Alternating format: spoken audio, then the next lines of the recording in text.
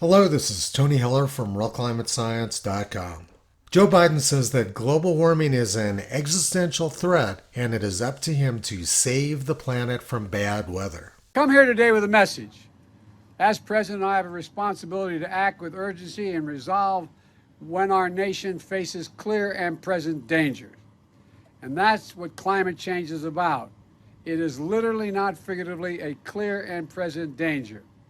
The health of our citizens and our communities is literally at stake. The UN's leading international climate scientists call the latest climate report nothing less than, quote, code red for humanity. Let me say it again, code red for humanity. It's not a group of political officials, elected officials. These are the scientists. I was particularly fascinated by Biden's claim that the United Nations Intergovernmental Panel on Climate Change is not a political body. I wonder what part of the word intergovernmental isn't clear to him. But the New York Times has a different story. They say that we've already saved the planet from global warming. Thanks to astonishing declines in the price of renewables, a truly global political mobilization, a clearer picture of the energy future, and serious policy focus from world leaders, we have cut expected warming almost in half in just 5 years. So according to the New York Times, governments have done amazing things over the last 5 years and cut warming in half.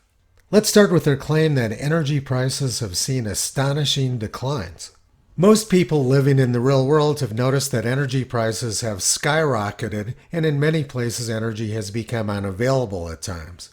In fact, skyrocketing energy prices was their goal all along. Under my plan of a cap and trade system, electricity rates would necessarily skyrocket. I'm not convinced about these claimed astonishing declines in the price of energy.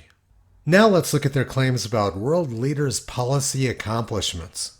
Over the last 30 years, governments have made dozens of climate agreements, none of which have done anything to slow the growth of carbon dioxide in the atmosphere.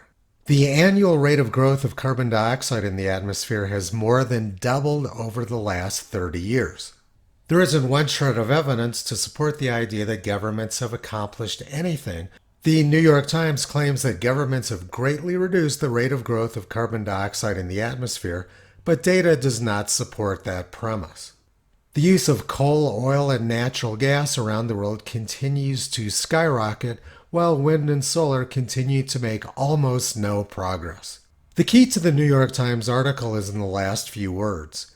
We have cut expected warming almost in half in just 5 years. The only thing that's changed is that climate academics are making predictions now which are less ridiculous than the ones they were making 5 years ago. This article is fairly typical of New York Times fully fictional journalism. Toto has been pulling back the curtain on the climate scam for 15 years. You can visit him, Kyrie Caesar, Toki Upala, and the 4 new puppies on the web at RealClimateScience.com.